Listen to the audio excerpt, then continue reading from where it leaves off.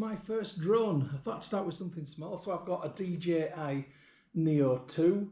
I got this from Argos in store for $209.99. It's the same price online at various retailers.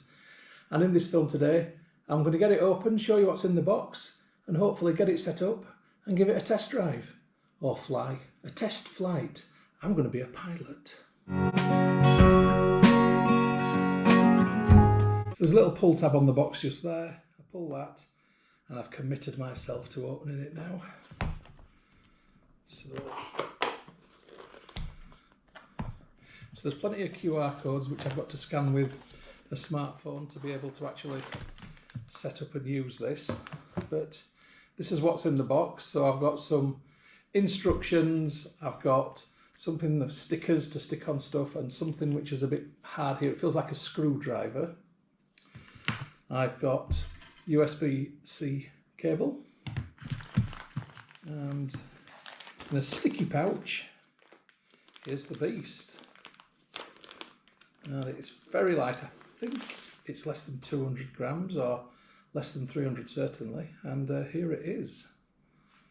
So that's what the drone looks like. I'm not quite sure which side the camera operates on.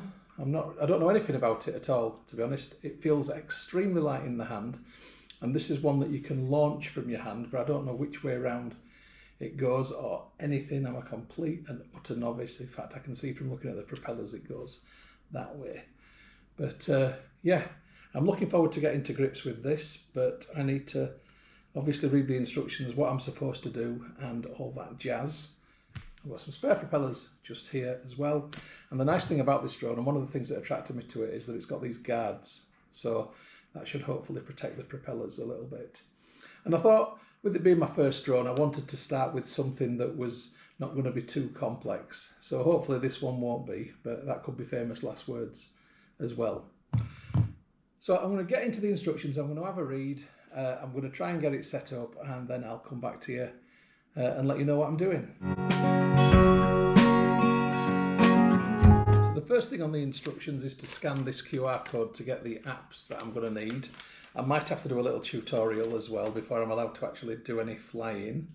And it then says to press down to remove the gimbal protector. So I'm guessing that this is where I'm pressing down. It looks like it. And then I pull this out, and there, right, okay, so we have what looks like camera lens there, and also we have a gimbal camera just here, which is like a very mini version of my DJI Osmo gimbal and camera head. Very mini version indeed. Oh, I can see that there is the USB port just there for charging it, so I'm guessing I'm going to have to give it some charge. So I have been through this, I have scanned the QR code, I've got the app now on my iPad and on my iPhone, but I'm going to try and control this with my iPad when I start flying the drone, because I can hold it like this and hopefully I can use the controls on here. I don't know how easy or difficult this is going to be. It could be a complete disaster. So I've had to charge the drone. When you press the power button on top, this one here, once, it tells you how full the battery is. Now all 4 lights are currently on, so that is how full the battery is. And the other thing to point out is that that is the only camera on the drone. The others, things which I thought were cameras, the one there and the one there, are sensors. So if it's too close to something, it will make it go, whoa, hang on a minute, I'm not going to hit that. So in theory. So I've gone into the connection guide on the iPad app, just here. I've selected the drone, the DJI Neo 2, and it's now making me download some software for it. So I'm now going to tell it to connect via mobile device, which is this one here, and allow DJI Fly to find devices on local networks. So I'm going to allow that. Press and then press the hold button to power on the aircraft. So I'm now going to power this on for the first time ever. So quite nerve-wracking. I'm going to press the power button, and then I'm going to press it again and hold it. And now these are, oh, we've got the noise. and on my iPad it's found it straight away, so I'm connecting to it. Press and hold power button for 3 seconds. 1, 2, 3. Right, that's done it. It's now connecting on the iPad just here. Asking me to join the Wi-Fi network for it, so I'm joining the Wi-Fi network. Right, it says it's connected. Activate DJI device, activate. Check network connection and try again. Doesn't seem to want to connect. Now it's activated. Bind activation code. It's trying to get me to buy something called DJI Care Refresher 1-year plan. I don't want to buy anything. I've bought the drone, I don't want to buy anything else. I've now got to register with the UK Civil Aviation Authority. So I'm going to fly around the kitchen and I've got to register with the CAA. Great. Register. So I've got to take a test now and register. So it turns out that I've got to get a flyer ID and an operator ID. To get the flyer ID, I've got to take a 40 multiple choice question test and get 30 out of 40. That's free and it's valid for 5 years.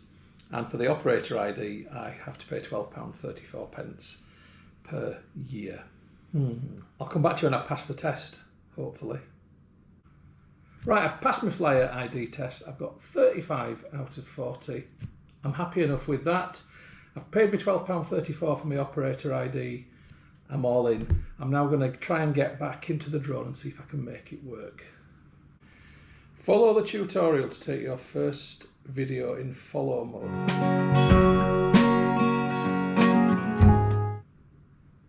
And press takeoff button to start. Rear, follow, 3, 2, 1. Whoa! Okay, this is interesting. So I'm going to stand up. Is it going to follow me? It's in follow mode. I put my hand up like that, it's meant to do something, I forgot what. I put my hand outwards, it's meant to land on me. Well, that was both scary and fun. Okay, so the follow mode definitely works. And we'll be able to watch the footage that it's taken on the drone as well. Yeah, okay. Rear, follow, 3, 2, 1. All right. Come on then.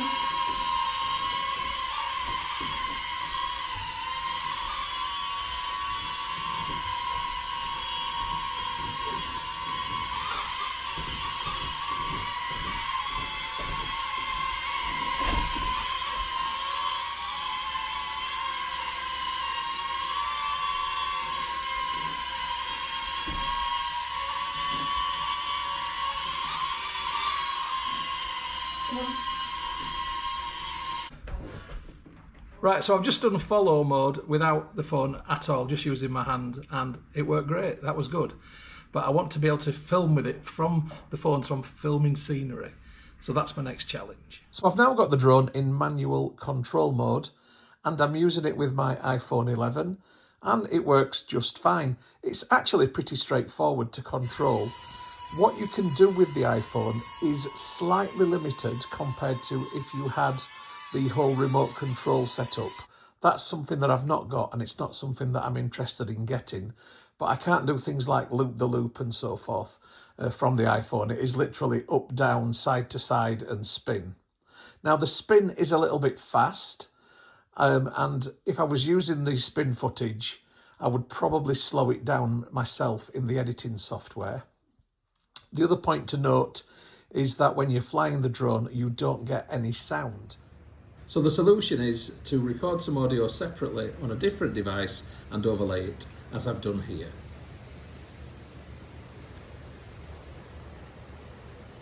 I am very impressed by the clarity of the footage produced by this drone. This is filmed in 4K 30. It looks really nice and crispy. I am honestly impressed. The colours are also quite vibrant.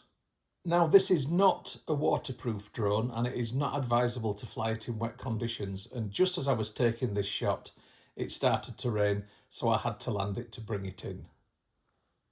The drone doesn't take any kind of SD card. It has its own internal memory of 49 gigabytes. I'm not quite sure how much footage I would get on that, but for the short bursts that I'm sending it up for, that will be quite suitable for what I'm using it for. Once you've recorded your footage, you can wirelessly transfer it to your phone or your tablet. It's worked perfectly fine for me using the DJI Fly app, and I'm very happy with it. In terms of flight time, I'm getting on average about 12 minutes per full battery. So what I will end up doing is buying a second battery and a battery charger that I can carry around with me so that I can get more usage out of it while I've got the drone out and about. So just to mention another couple of shooting modes that the drone has. There is boomerang mode, which is another selfie mode, and this one kind of does a big semicircular boomerang shape around you. Then there is helix mode, which is a similar kind of mode, but that one spirals around you and goes up and up and up. In the UK, you are legally allowed to fly this drone up to 120 metres in height, but the reality is I've found that it seems to detach from the iPhone after about 50 metres. If it does detach and it's up in the air and you can't reattach it, then you've just got to wait for the battery to run down and then it will land. But for the reason that it can detach from the iPhone, I would never fly this drone over water. Another thing to point out is the collision avoidance, which is built in from the sensors on the drone. It's very good. I attempted to fly it into the trees and it simply wouldn't let me. I'm very glad about that. It's a good safety feature. I will say I like this drone a lot. I think it's a really nice piece of kit for a beginner. It's definitely a good starter drone.